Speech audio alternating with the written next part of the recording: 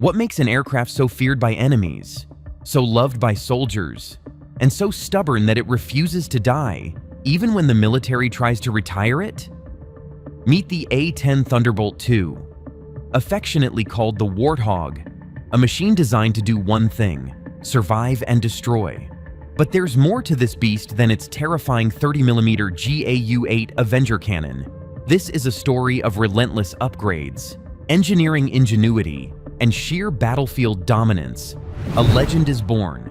Designed in the 1970s during the Cold War, the A-10 was built for one purpose: to destroy Soviet tanks in Europe. Fairchild Republic created the Warthog as a heavily armored close air support aircraft. Its iconic GAU-8 Avenger rotary cannon is a tank's worst nightmare, capable of firing 3.9 thousand depleted uranium rounds per minute, shredding armor like paper, and while it's known for its devastating firepower, the A-10's toughness is equally legendary. With titanium armor plating around the cockpit and systems, it can take direct hits and still make it home. But what really sets the A-10 apart isn't just its design, it's how the aircraft has been constantly upgraded to meet new challenges. Let's look at how this flying tank has transformed over the years. Smarter targeting. The A-10's story of upgrades begins in 1978 with the addition of the Pave Penny laser receiver pod. This small device, mounted under the cockpit, allowed the Warthog to lock onto reflected laser designators, giving it the ability to drop laser-guided bombs accurately.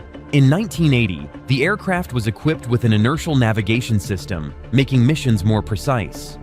But things really got interesting in the 1990s, when the fleet received the Low-Altitude Safety and Targeting Enhancement upgrade.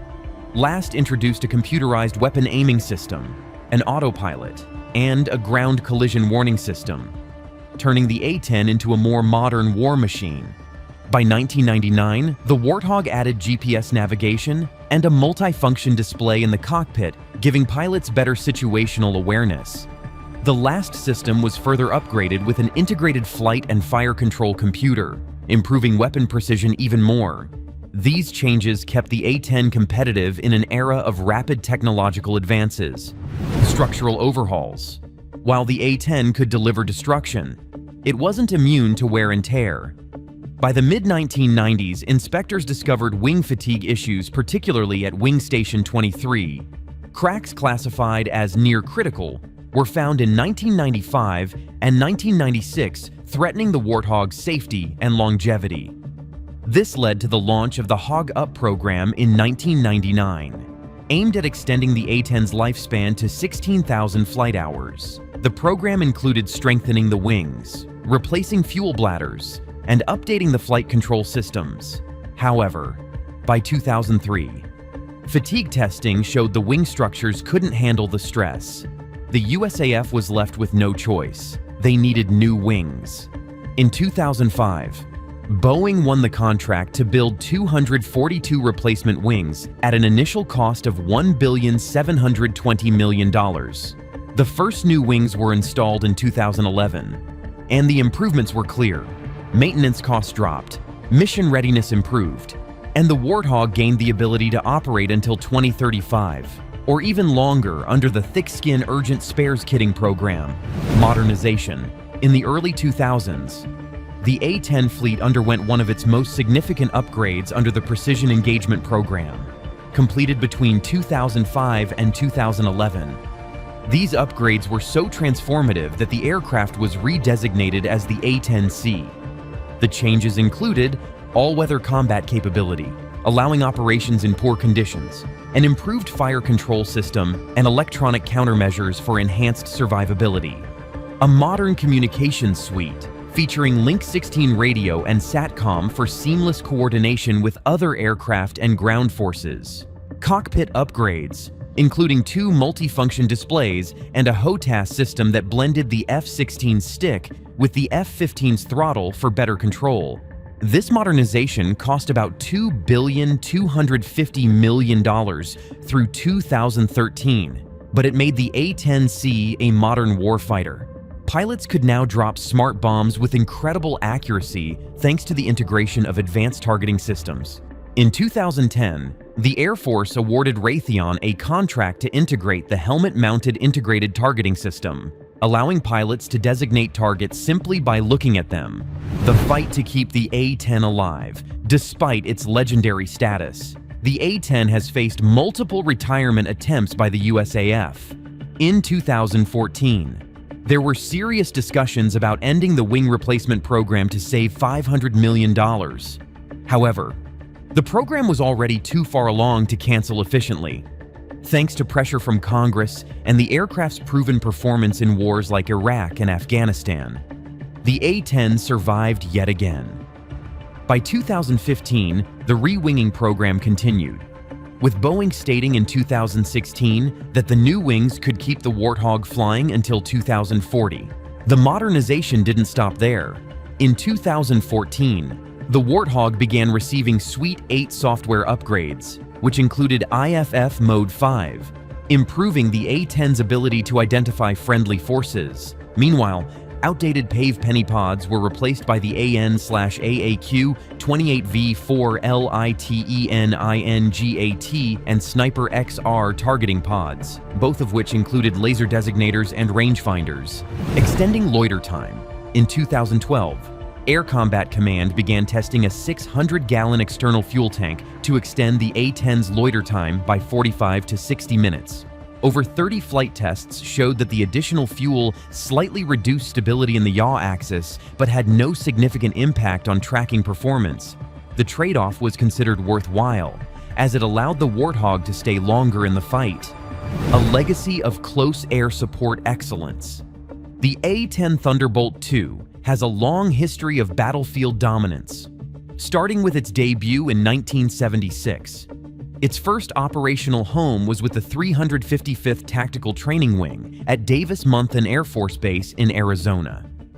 By 1977, the 354th Tactical Fighter Wing in South Carolina achieved full combat readiness with this rugged tank-killing aircraft. Initially, many pilots resisted switching to the A-10 due to its slower speed and unconventional appearance. However, it quickly proved invaluable for close air support. Throughout the 1980s, it gained further importance, being reassigned to forward air control missions and earning the OA-10 designation while remaining fully armed for combat. The A-10 had its first combat deployment during the 1991 Gulf War, where it flew over 8,000 sorties and demonstrated its resilience and firepower. Despite sustaining heavy damage in some cases, its titanium armor protected pilots, and its GAU-8 Avenger cannon shredded enemy armor. Over the years, the Warthog participated in major conflicts, from Kosovo in the late 1990s to Afghanistan and Iraq in the 2000s, with upgrades like the A-10C model, featuring advanced targeting systems. It became even more effective at precision strikes. Notably, it was instrumental in fighting ISIS during Operation Inherent Resolve, where it destroyed vital enemy resources like oil convoys. Despite its incredible service record, the A-10 faced attempts at retirement, but its unmatched performance in key S roles has kept it in action, even as recently as 2024. It carried out strikes in Syria, proving it's still a workhorse in modern warfare. Innovative uses of the A-10 Warthog. The A-10 Warthog is widely known for its battlefield prowess, but it has also proven its versatility in other unexpected ways. On March 25, 2010, an A-10 made history as the first aircraft to fly powered entirely by a biofuel blend of JP-8 and camelina-based fuel. Just 2 years later, it set another milestone, becoming the first aircraft to fly using alcohol-to-jet fuel, a renewable blend made from cellulose-based materials like wood, grass, or paper. This groundbreaking work was part of the Air Force's efforts to reduce reliance on traditional petroleum fuels. The A-10's adaptability even drew the attention of scientists. In 2011, a project aimed to modify the Warthog for weather research, replacing an aging T-28 Trojan aircraft. Unfortunately, the plan was deemed too risky and expensive, but it highlighted the A-10's potential beyond combat, even off the battlefield. The Warthog continues to make an impact. Why the A-10 still matters. So, why does the A-10 matter today? For one, it's unmatched in its ability to deliver close air support. Soldiers on the ground know that when they hear the Warthog's distinctive BRRT, help is on the way. Its survivability, firepower, and ability to loiter over the battlefield make it indispensable in modern warfare. From its Cold War origins to its roles in Iraq, Afghanistan, and beyond, the A-10 has proven that even in a world of stealth jets and drones, there's still a place for a rugged, reliable, and terrifying flying tank. What's next for the Warthog? The future of the A-10 Warthog has been a hotly debated topic for years. Back in 2007, the U.S. Air Force projected the A-10 would stay in service until at least 2028, with plans to eventually replace it with the F-35 Lightning II. However, many experts and critics argue that the F-35, with its high cost and different design priorities, could never truly replicate the A-10's battlefield effectiveness for close air support. Efforts to retire the A-10 have repeatedly met resistance, both from Congress and ground commanders who value its durability, firepower, and ability to support troops under fire. The A-10's iconic GAU-8 Avenger cannon and armor make it uniquely suited for CAS missions, particularly in low-intensity conflicts. Yet, the Air Force argues that modern threats, like advanced anti-aircraft systems, make the A-10 vulnerable, and it wants to shift focus to multi-role aircraft like the F-35. Plans for retirement have been delayed multiple times. In 2016, the Air Force even froze retirement efforts indefinitely, citing the A-10's critical role in operations against ISIS and its deployment to counter Russian aggression in Eastern Europe. Recently, however, progress toward phasing out the Warthog has resumed. In the 2023 National Defense Authorization Act, Congress approved the retirement of 21 A-10 aircraft with more retirements planned through 2029. Still, critics worry about the Air Force's readiness to replace the A-10 in its KAS role, particularly since F-35 pilots aren't specifically trained for such missions. The debate continues, with many questioning whether retiring the A-10 is the right move, given its unmatched ability to protect troops and dominate the battlefield. With its new wings, upgraded avionics, and enhanced capabilities, the A-10 is here to stay, for now.